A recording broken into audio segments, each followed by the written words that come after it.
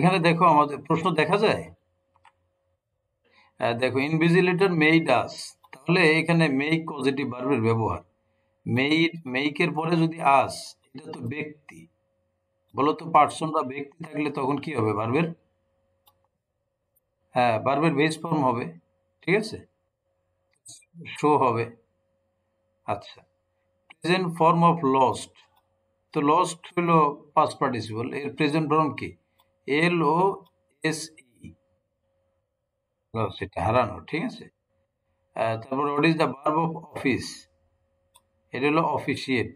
আমরা আহ, প্রথম ক্লাসের মধ্যে দেখছি যে ভার্ব চেনার উপায়, এর মধ্যে একটা ছিল যদি ওয়ার্ডের শেষে ATE থাকে, যেমন হ্যাবিচুয়েট, অভ্যাসে পরিণত করা। ঠিক আছে, ফ্লাকচুয়েট, উঠানামা করা। ATE যদি থাকে তখন আমরা এটাকে ভার্ব হিসেবে তৈরি, তো অফিসের ভার্ব হলো অফিসিয়েট। ঠিক আছে, reading is an excellent habit, এখানে রিডিংটা কি ধরনের ভার্ব? এটা হলো জিরান। আমরা এক্সাম্পলের মধ্যে বলছিলাম swimming is a good exercise, তাহলে শুধু সুইমিংটা এটা জিরান্ট, মানে ভার্বের সাথে আইএনজি যুক্ত হয়ে যখন নাউনের কাজ করবে। পুরো কথাটা খেয়াল করো, ভার্বের সাথে আইএনজি যুক্ত হবে এবং নাউনের কাজ করবে। তাহলে এখানে রিডিংটা সাবজেক্ট প্রান্তে বসে নাউনের কাজ করছে, তো এটা gerund. He washed the boat, তো এখানে ওয়াশ হলো প্রথম ভার্ব আর ফ্লোট হলো দ্বিতীয় verb.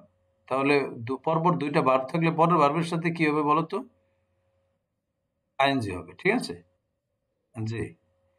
What is the past participle of put, তো কাট, পুট, এদের পাস্ট পার্টিসিপল কি হবে? পুটই হবে। হ্যাঁ, মাদার মেড দ্য চাইল্ড, তাহলে এই যে মেইকের পরে যদি পার্সন থাকে, বলো তারপরে কি হয়? Base form. ঠিক আছে, ইট। তারপরে they made Karim the captain, তারা করিমকে ক্যাপ্টেন বানালো বা নির্বাচিত করলো। তাহলে দে, এটা হলো সাবজেক্ট, তারপরে মেড এটা হলো ভার্ব, করিম এটা হলো অবজেক্ট, আর এই করিমকে যা বানালো ক্যাপ্টেন, এটা হলো কমপ্লিমেন্ট, মানে পরিপূরক, নতুন পরিচিতি যে সে captain. Education is the most pressing need of time, তাহলে এখানে ওয়ার্ড প্রেসিং এটা কি হবে? আমাদের এক্সাম্পলের মধ্যে আমরা ক্লাসের দেখাইছি যে সুইমিং পুল, যদি বলে সুইমিং পুল তখন ওই সুইমিংটা অ্যাডজেক্টিভ হিসেবে বসে, যেটার আরেকটা নাম হলো পার্টিসিপল। তো এই ভার্বের সাথে আইএনজি যখন অ্যাডজেক্টিভ হিসেবে বসে, এখানে কিসের অ্যাডজেক্টিভ? নিড নামক নাউনের অ্যাডজেক্টিভ। যেমন সুইমিং পুল এক্সাম্পলের মধ্যে পুলটা হলো নাউন আর সুইমিংটা হলো অ্যাডজেক্টিভ। আর যদি শুধু swimming is a good exercise, তখন সুইমিংটা ভার্বের সাথে আইএনজি যুক্ত হয়ে নাউনের কাজ করে, তখন হলো জিরান্ট। আর এখানে প্রেসিংটা হলো ভার্বাল অ্যাডজেক্টিভ, আরেকটা নাম পার্টিসিপল এটার। এই যে আসছে swimming is a good exercise, তাহলে শুধু সুইমিং এটা এখানে জিরান্ট, নাউন হিসেবে বসছে। আচ্ছা, past participle of the word bite, বাইটের পাস্ট পার্টিসিপল কি হবে? বিটেন। ঠিক আছে, আচ্ছা। তারপরে making a good result in the exam, এই পুরো সাবজেক্ট প্রান্তের মধ্যে তাহলে মেকিংটা এটা ভার্বের আইএনজি কিন্তু নাউন হিসেবে কাজ করে নাই। ভার্বের সাথে আইএনজি ঠিক আছে, কিন্তু নাউন হিসেবে কাজ করেনি, এই কারণে এটা প্রেজেন্ট পার্টিসিপল। জিরান্ট কিন্তু হইল না এই কারণে। মানে আমরা ভার্বের সাথে আইএনজি দেখলেই যে জিরান্ট বলবো এটার কিন্তু সুযোগ নেই, দেখতে হবে এটা নাউন হিসেবে কাজ করলো কিনা, তখন জিরান্ট হবে, অন্যথায় পার্টিসিপলের মধ্যে যাবে, সেটা কখনো অ্যাডজেক্টিভ হিসেবে বসতে পারে। আচ্ছা, ফায়ার বার্নস, তাহলে ফায়ার বার্নস এটার জন্য অবজেক্ট, ডাইরেক্ট অবজেক্ট নাই এখানে, কারণ ফায়ারটা হলো সাবজেক্ট আর বার্নস হলো পোড়ানো, আগুন পোড়ায়। এখন কি পোড়ায়? ডাইরেক্ট কোনো অবজেক্ট নাই, আর ডাইরেক্ট যদি কোনো অবজেক্ট না থাকে ওই ভার্বটাকে আমরা কি বলবো? Intransitive verb. আর যদি ডাইরেক্ট অবজেক্ট থাকে তখন হবে transitive verb. The post must be manned immediately, এখানে ম্যানের পাস্ট পার্টিসিপল, আমরা ম্যান বলতে বুঝি মানুষ, মানে নাউন, কিন্তু ম্যান মানে হলো লোক দ্বারা পরিপূর্ণ করা, মানে লোক নিয়োগ করা, লোক সরবরাহ করা। তার মানে ম্যান, এখানে যে পাস্ট পার্টিসিপল বসছে যেই ম্যান আমরা জানি নাউন, ওই ম্যান আবার ভার্বও হয়। তার মানে এখানে ভার্ব হিসেবে বসছে। আর এটা তো আমরা খুব, হ্যাঁ, হ্যাঁ, মাস্ট বি তো এখানে অক্সিলারি ভার্ব। ঠিক আছে? জি। আর ম্যান্ড হলো ভার্বের পাস্ট পার্টিসিপল। ঠিক আছে? হ্যাঁ, বাধ্যবাধকতা বুঝাইতে মাস্ট বি বসছে অক্সিলারি হিসেবে। ক্যান বি হইতে পারে, মে বি হতে পারে।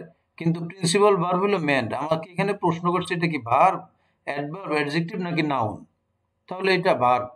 কারণ ম্যান শুধু নাউনই না, ম্যান ভার্বও হয়। অর্থ কি এখানে? অর্থ হলো যে দ্য পোস্ট, পদটি অবশ্যই তাৎক্ষণিকভাবে কোনো লোক দ্বারা পরিপূর্ণ করা হবে। মানে ওখানে লোক নিয়োগ করা হবে। না, না, এটা meant এডুকেশন ইজ এনলাইটিং। তো এনলাইটেনিং আইএনজি আছে। এখন দেখো, এডুকেশনটা তো সাবজেক্ট, ইজ হলো ভার্ব, আর এনলাইটেনিং এটা তো অবজেক্ট। তো অবজেক্ট প্রান্তে বসার পরেও এটা ভার্বের সাথে আইএনজি হয়ে নাউনের কাজ করছে। কার সমার্থক? এডুকেশনের সমার্থক। বলো তো এডুকেশন শব্দটা নাউন কিনা? নাউন। তাহলে এই ইজ দ্বারা ইকুয়াল হয়, মানে আমরা ইংলিশে যেটাকে ইজ বলি, ম্যাথমেটিক্যালি ওইটা হয় ইকুয়াল, মানে সমান সমান। তাহলে এডুকেশন যদি নাউন হয় আর ইজ যদি সমান সমান হয়, তাহলে বলো তো এনলাইটেনিং এটাও কি? এটাও নাউন। যেহেতু ভার্বের সাথে আইএনজি আছে আর আমরা বলতেছি এটা নাউন, তার মানে কি এটা জিরান্ড। আচ্ছা, the girls water the plants. আমরা জানি ওয়াটার অর্থ পানি, তো এটা নাউন সব সময়। কিন্তু ওয়াটার এটা ভার্বও হয়। এটা অর্থটা কি হবে? পানি সিঞ্চন করা, সেচ দেয়া, পানি দেয়া। তাহলে গার্লস এটা হলো সাবজেক্ট, আর ওয়াটার এটা হলো ভার্ব, আর প্লান্টস এটা হলো অবজেক্ট। তাহলে ওয়াটারটা এখানে ভার্ব হিসেবে বসছে। আমরা যেভাবে নাউন হিসেবে মনে করি, এখানে দেখতে হবে কোন জায়গাতে বসছে। এই যেই জায়গাটা এটা হলো ভার্ব বসার জায়গা। অর্থটা হবে সে বালিকাটি গাছে পানি দিল বা পানি সিঞ্চন করলো বা সেচ দিল, ভার্ব হিসেবে বসছে। I will not let you go. তাহলে এখানে সেন্টেন্সে গো ভার্বটি কি? গো ভার্বটি হলো ইনফিনিটিভ। আমরা বলছিলাম ইনফিনিটিভ দুই প্রকার। এজন্য আমাদের ক্লাস চলাকালীন আলাপ করার সময় আমরা যতটুকু বলি মনোযোগ দিয়ে শোনাটা দরকার। তো এখানে আমরা বলছিলাম ইনফিনিটিভ কয় প্রকার? দুই প্রকার। এক ইনফিনিটিভের মধ্যে টু থাকে, এক ইনফিনিটিভের মধ্যে টু থাকে না, কিন্তু ওইটাও ইনফিনিটিভ, যেটাকে আমরা বেয়ার ইনফিনিটিভ বলছিলাম। মানে খালি ইনফিনিটিভ, টু ছাড়া ইনফিনিটিভ। তাহলে এখানে কিভাবে হইলো? I will not let you go. এই লেট থাকার কারণে এই গোর পূর্বে টু হয় নাই, কিন্তু এটা ইনফিনিটিভ। আবার আরেক দিকে লেটের নিয়মটা হলো কি? লেটের পরে যদি ব্যক্তি থাকে, ওই যে আমাদের প্রথম রুল, খাতায় থাকলে তোমরা এখন দেখে নিতে পারো, পজিটিভ ভার্বের use of positive verb. Number one rule, সাবজেক্টের পরে লেট অথবা মেক, তারপরে যদি পার্সন চিন থাকে, হ্যাঁ, ভার্বের বেস ফর্ম হবে। ঠিক আছে? এখানে টু ছাড়া এটা ইনফিনিটিভ। এখন যদি বলো এটা অ্যান্সার তো ইনফিনিটিভ হলো, কিন্তু টু তো নাই। তো টু নাই, ইনফিনিটিভ তো দুই প্রকার। এটা হলো দ্বিতীয় প্রকারের ইনফিনিটিভ, বেয়ার ইনফিনিটিভ হচ্ছে। তাহলে the verb form of money, money অর্থ মুদ্রা, আর মনিটাইজ মুদ্রায় রূপান্তর করা, এটার ভার্ব মনিটাইজ। ঠিক আছে? The door opened automatically. তাহলে ডোর ওপেন্ড, দরজাটি খুলে গেল। তাহলে খুলে গেল, ওপেন্ডকে যদি জিজ্ঞাসা করো কি খুলে গেল, তো এটা কিন্তু এখানে নাই, অবজেক্ট নাই। আর যেটার কোনো ডাইরেক্ট অবজেক্ট থাকবে না, ওই ভার্বটাকে আমরা বলবো ইনট্রানজিটিভ ভার্ব। যদি ডাইরেক্ট অবজেক্ট প্রয়োজন হয়, তখন ওইটাকে বলবো transitive verb. Which one of the following words can be used as a verb? কোন ওয়ার্ডটাকে ভার্ব হিসেবে ব্যবহার করা যায়? ভার্ব হিসেবে ব্যবহার করা যায় গ্রিন, মানে সবুজায়ন করা। অন্য কোনো অরেঞ্জ, ব্লু, রেড, এগুলো কালারের নাম, সবগুলো নাউন। এদেরকে ভার্ব হিসেবে ব্যবহার করা যায় না। গ্রিনকে ভার্ব হিসেবে ব্যবহার করা যায়। যেমন এর আগে আমরা ওয়াটার দেখছিলাম, ওয়াটারটা নাউন, পানি, কিন্তু এই ওয়াটারকে ভার্ব হিসেবে ব্যবহার করা যায়। হি বিকেম পলিটিশিয়ান, তাহলে হি সাবজেক্ট, বিকেম মাঝখানে ভার্ব, আর অবজেক্ট আকারে আছে যে পলিটিশিয়ান, এটা একটা কমপ্লিমেন্ট। তার মানে কমপ্লিমেন্ট এবং সাবজেক্টের সাথে যে কানেক্ট করে, যে লিঙ্ক করে, সেই বিকেম এটা হলো একটা লিঙ্কিং ভার্ব। এই বিকেমটা linking verb. Which one is used both auxiliary and principal verb? Auxiliary verb এবং প্রিন্সিপাল ভার্ব হিসেবে বসে এগুলোর মধ্যে শুধু এম। কারণ ক্যান এটা মোডাল অক্সিলারি হিসেবে বসে, উড মাইট এরা অক্সিলারি হিসেবে বসে, কিন্তু অক্সিলারি এবং প্রিন্সিপাল দুই হিসেবেই বসে এটা হলো am. Did you use to, তো টু এর পরে তো ইনফিনিটিভ আকারে এখানে প্লে হবে, এটা খুবই ইজি। ইয়েস্টারডে, দেখো হেডের পরে সাধারণত আমরা জানি ভার্বের পাস্ট পার্টিসিপল হবে, কিন্তু সমস্যা হলো এখানে একটাও পাস্ট পার্টিসিপল নাই, তো টু এর পরে তো পাস্ট পার্টিসিপল এটা তো সম্ভবই না। টু এর পরে কোনো কোনো জায়গায় আইএনজি হয়, সেটার জায়গা ভিন্ন, ওই যে with a view to, look forward to, তারপরে আইএনজি হয়, কিন্তু এখানে তো ওইটাও নাই, আছে আছে শুধু টু, মানে এখানে টু এর পরে আইএনজি এটাও হয় না, আর হেডের পরে শুধু বেস ফর্ম এটাও সম্ভব না, তাহলে কি হবে, টু ওয়েট হবে। অর্থটা কি হবে, ইয়েস্টারডে গতকাল, উই হ্যাড টু ওয়েট আমাদেরকে অপেক্ষা করতে হয়েছিল 20 মিনিটস 20 মিনিট পরে বাস, একটি বাসের জন্য। তার মানে করতে হয়, যেতে হয়, খেতে হয়, এটার জন্য এই যে কথাটা ভার্বটা বলার পরে হয় শব্দটা বলতেছি, এই জন্য আমরা হ্যাভ টু ব্যবহার করি।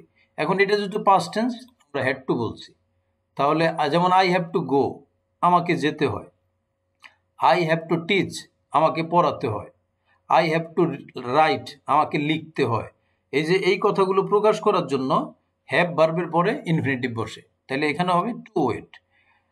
আই গেভ আপ, না না না, 4 নাম্বার রুল হবে না কেন, কারণ হ্যাভ এর, হ্যাঁ, জি জি, এখানে হ্যাড টু দ্বারা বাধ্যবাধকতা। এবার তারিখের অ্যান্সার আসে, এখানে 4 নাম্বার রুল হবে না কেন, কারণ ওই হ্যাভ এর পরে ব্যক্তি থাকতে হবে, কিন্তু ওই এখানে তো হ্যাড এর পরে কোনো ব্যক্তি নাই, এটা কোনো পজিটিভ ভার্ব না, এটা আলাদা একটা আলোচনা, যেটা আমি বলছি যে বাধ্যবাধকতা বা করতে হয়, যেতে হয়, তার জন্য হ্যাভ এর পরে ইনফিনিটিভ হয়, তো টু ওয়েট। আচ্ছা, গেভ আপ, আপের পরে ভার্বের আইএনজি প্রিপোজিশন, গেভ আপ, এটা তো আমরা সবাই জানি যে আপটা প্রিপোজিশন, এর পরে ভার্ব আইএনজি। আচ্ছা, swimming snake bit him in the lake, তাহলে এখানে সুইমিং এটা হলো সেই সুইমিং পুলের মতো, এখানে আছে স্নেক, তাহলে স্নেকটা নাউন, তাহলে কোনো নাউনের আগে ভার্বের যখন আইএনজি হয় তখন অ্যাডজেক্টিভ হিসেবে বসে, আর সেটা সম্ভব শুধু পার্টিসিপল দ্বারা। হানি টেস্ট সুইট, তাহলে এই টেস্ট দ্বারা অবস্থা বোঝায়, আমরা ভার্বের টাইপসের মধ্যে শিখছিলাম স্ট্যাটিক ভার্ব, মানে অবস্থা বোঝানোর জন্য। এই অবস্থা আবার কয়েক ধরনের আছে, এক অবস্থা হলো ইমোশনস, আরেকটা আছে বিইং, আরেকটা আছে থটস, আরেকটা আছে ওনারশিপ। তোমরা ইয়েগুলা ইমেজগুলা চেক করে দেখো। তো এখানে টেস্ট দ্বারা পার্সিভ বোঝায়, মানে মধুর স্বাদ মিষ্টি, এটা শুধু অনুভব করা যায়, তো এজন্য পার্সিভ মানে হলো অনুধাবন করা বা অনুভব করা। এজন্য এই টেস্ট দ্বারা, which is expressed by the verb test, test দ্বারা কি বোঝায়, বোঝায় হলো স্টেট অফ পার্সিভিং। আমরা আর আলাপের মধ্যে যাইতে পারলাম না, এইটার কারেক্ট অ্যান্সার আমি পরে কারেকশন করছি, মানে আমি অ্যান্সার করছি জিরান্ড, আমি অ্যান্সার দেওয়ার পর বলে আপনার অ্যান্সার হয় নাই, তো পার্টিসিপল, এটা সঠিক অ্যান্সার জিরান্ডি, জিরান্ডি।